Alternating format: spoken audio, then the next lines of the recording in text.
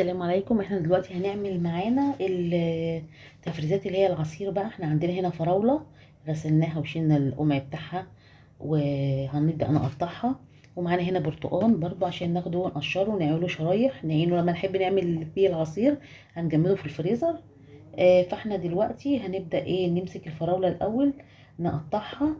طبعا انا مش هفرمها، انا هقطعها قطع وهرش عليها سكر عشان مبقاش فيها رمل وشلنا الأجزاء الخضراء منها. هنبدأ نقطعها كده.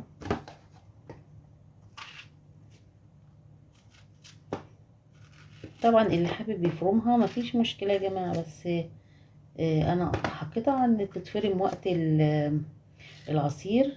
رجعت لكم تاني. احنا هنا كده قطعنا الفراولة خلصناها هي قطع صغيرة. هنا البرتقال قشرناه وهنبدأ نقطعه بقى شرايح عشان نحطه في نفرزه.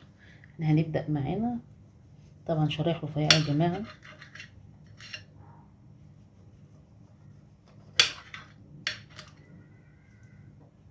طبعا ده نعمله عصير الفراولة، ممكن نعملها عصير لوحدها او اللي حبينا نعملها باللبن بتبقى حلوة جدا.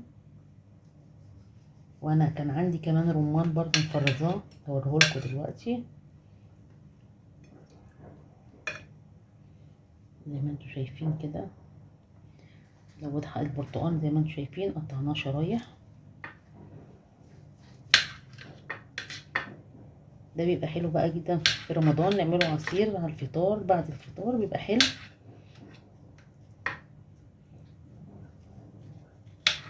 ممكن نعمل له منه برضو حاجات تانية. طبعا بقى وقتها بقى اما نيجي في رمضان ان شاء الله نشوف هنعمل فيه ايه، هو والفراولة برضو.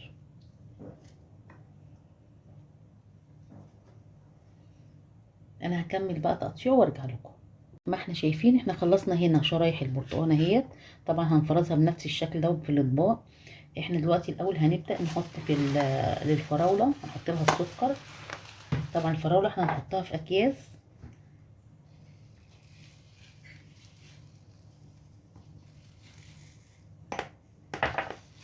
هنقلبها بالسكر.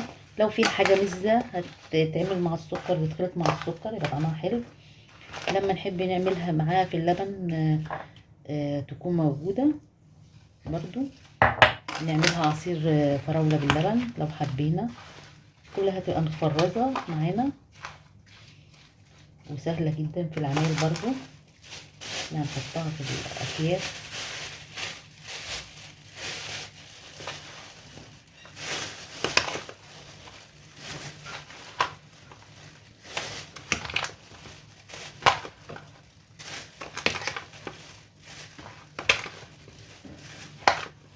انا هكمله كده وارجع لكم.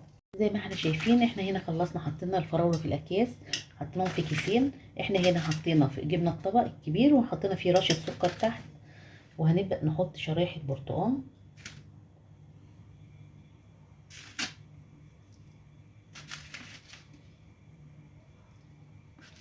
دي حلوة جدا لو حابين نفرمها مع نعمل معاها جزر. طبعا احنا فرزنا شوية، ممكن البرتقال لوحده يعني زي ما احنا حابين يا جماعة. المهم يكون كله موجود وخلاص. ده معانا هنا كده. وده طبعا كمان الميزة ان فيها فيهوش بذر فهيبقى حلو جدا، هيتفرم على طول معانا.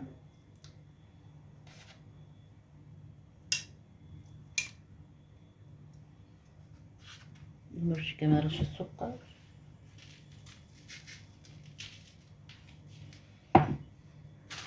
زي ما انتوا شايفين.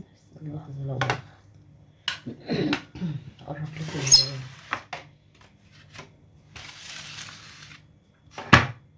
لكم الطبق كده.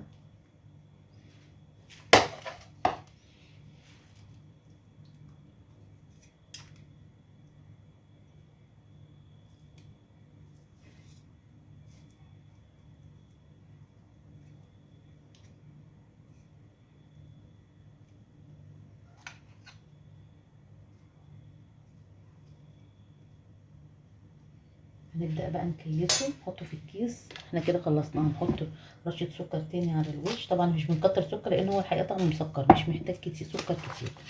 احنا نزود بقى لما نيجي نعمل العصير لو احتاجنا هنزود.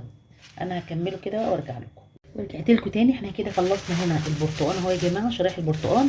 انا حطيت الطبق في كيس، واللي حطينا في كيس تاني العكس عشان يبقى مقفول كويس، عشان ما يلقطش اي حاجه معانا. نفس الحكايه، نفس الكيس دوت حطينا برده، والفتحه بتاعته دخلناها من الناحيه التانيه وخليناه كده زي ما انتم شايفين. عندنا هنا الفراوله طبعا زي ما انتم شايفينها فرزناها. هنا بقى الرمان اللي بقول لكم عليه احنا هنا متفرز، بنحط فيه السكر برده، بنحطه في اكياس. وقت ما نحب نستعمله او نعصره تبقى موجود معانا. وفي نفس الوقت كميه السكر اللي بنحطها له بتديله طعم حلو لو هو مزز. وهنا زي ما انتم شايفين الفراوله برده حطينا معاها السكر بتاعها.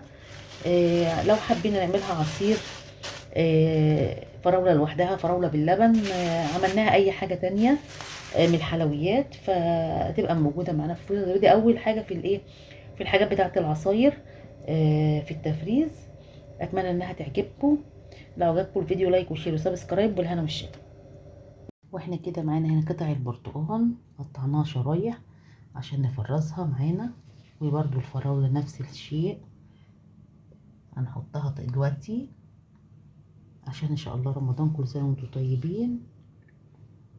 لازم نعمل كذا حاجة كذا صنف عشان العصاير. فاحنا بدأنا بطول الاول.